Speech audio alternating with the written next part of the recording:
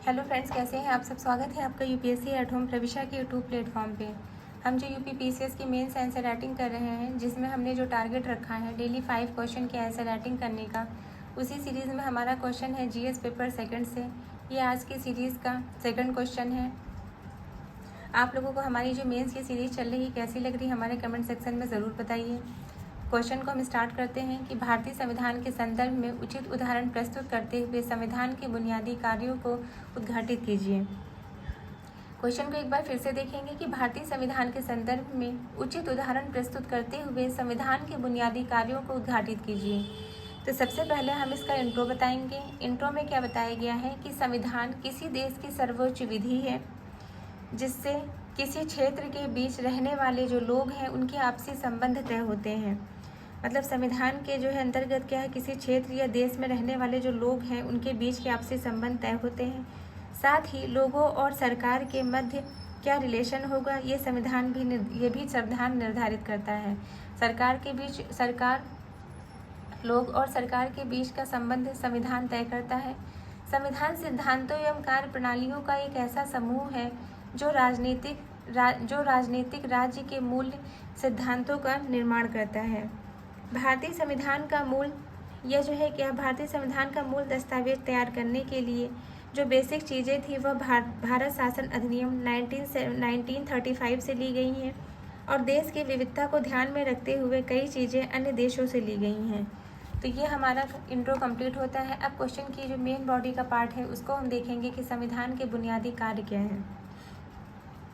पहला कार्य क्या है, लोगों को भरोसा देना या तालमेल बैठाना।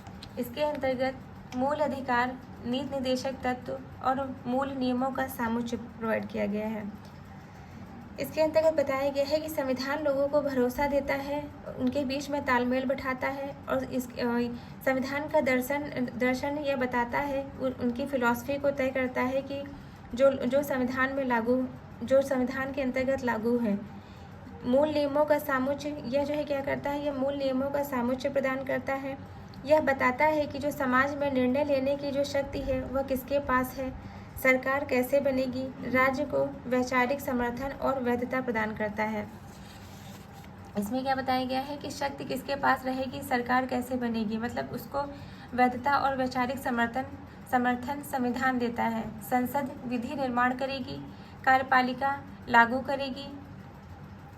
संसद जो है क्या करेगी, संसद विधि का निर्माण करेगी, कार्यपालिका इसको लागू करेगी और न्यायपालिका लागू ना होने पर जो है दंड प्रोवाइड कराएगी।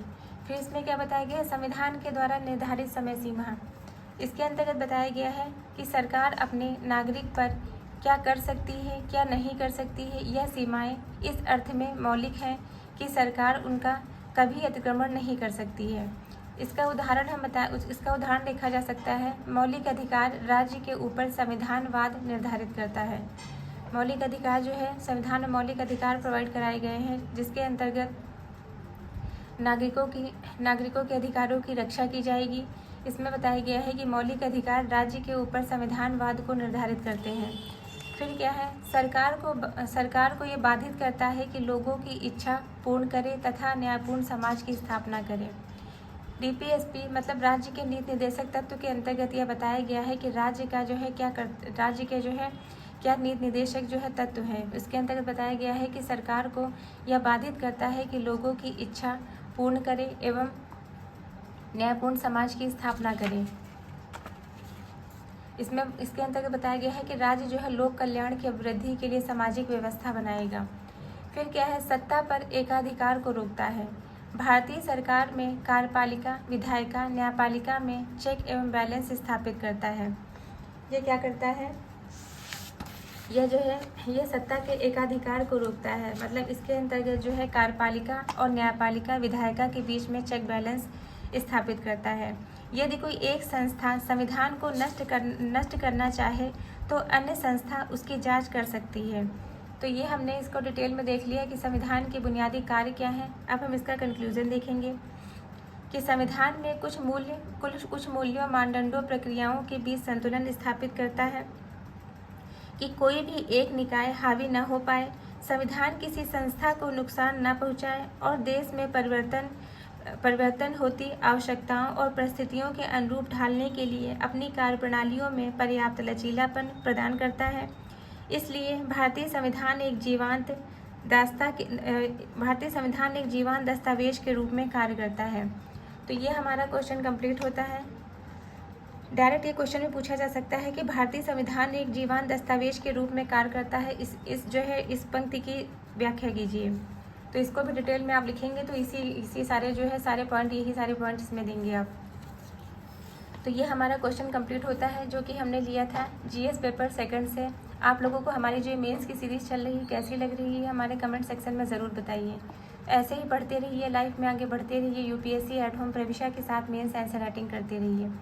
और जो लोग भी लक्ष्मीकांत की सीरीज़ नहीं देख रहे हैं उसको ज़रूर देखें, जो मंडे और ट्यूसडे को चलती है, और उस पर अपना फुल प्यार और सपोर्ट बनाए रखिए। Thank you.